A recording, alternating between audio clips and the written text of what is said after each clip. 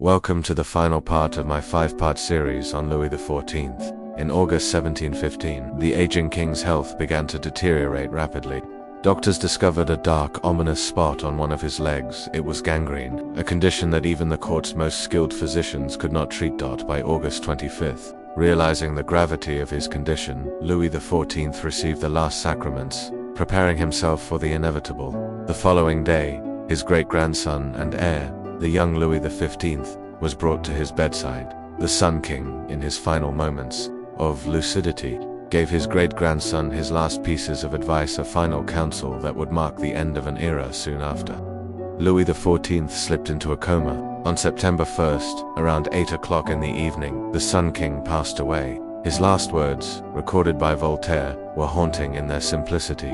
"Why do you cry? Did you think I was immortal?" His death resonated across Europe. King Frederick William I of Prussia reportedly called out to his government in astonishment, mourning the passing of a monarch who had shaped an age. In France, the reaction was surprisingly muted. The early triumphs of Louis XIV's reign had long faded from public memory, and his relentless absolutism had left many weary. By the time of his death, popular admiration had largely dissipated. Louis XIV's body was embalmed with great ceremony and laid in state at Versailles. On September 6th, a solemn funeral procession carried him to the Basilica of Saint-Denis, attended by about 800 musketeers, bodyguards, and standard-bearers, yet only a few civilians came to pay their respects. The next day, September 2nd, the king's will was opened during a meeting of the Paris Parliament. With the Parliament's support, Philip II, Duke of Orleans, managed to annul the provisions of the will, one by one, ultimately becoming the official regent of France. Until Louis XV came of age, Louis XIV's remains would endure further trials long after his death. During the French Revolution, the coffins of all French kings were desecrated.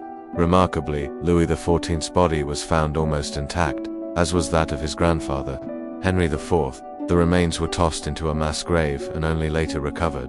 After the Bourbon Restoration in 1815, unable to identify the individual remains, the bones were reinterred in an ossuary. His heart, originally buried at the Église Saint-Louis, was looted during the Revolution but eventually returned and placed in the Basilica of Saint-Denis, preserving a symbolic piece of the Sun King's legacy.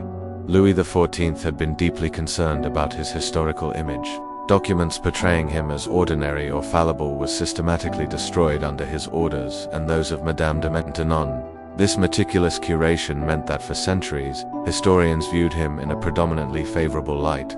By the 19th century, more critical biographies began to emerge, analyzing his absolutist rule and the consequences of his policies.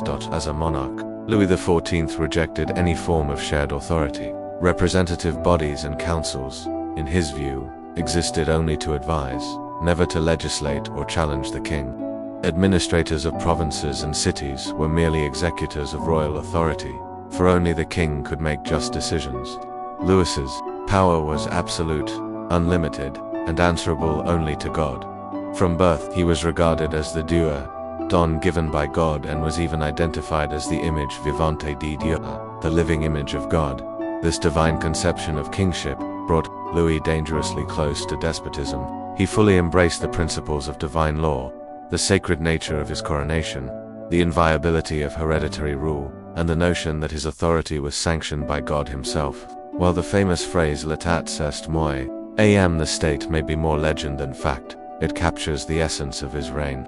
On his deathbed, he reportedly said, "I am going, but the state remains." This concludes the 5th and final part of our series on Louis XIV. Of course, there is much more to explore about the Sun King, the grandeur of Versailles, his unmatched patronage of the arts, and the complex relationships he maintained with his courtiers. In future videos, I will dive deeper into these aspects of his reign, revealing the fascinating details that made Louis XIV one of history's most iconic monarchs. Thank you for joining me on this journey through the life and legacy of the Sun King. If you're interested in learning more about Louis XV, Versailles, or the arts under Louis XIV, make sure to check out the link in the upper right corner.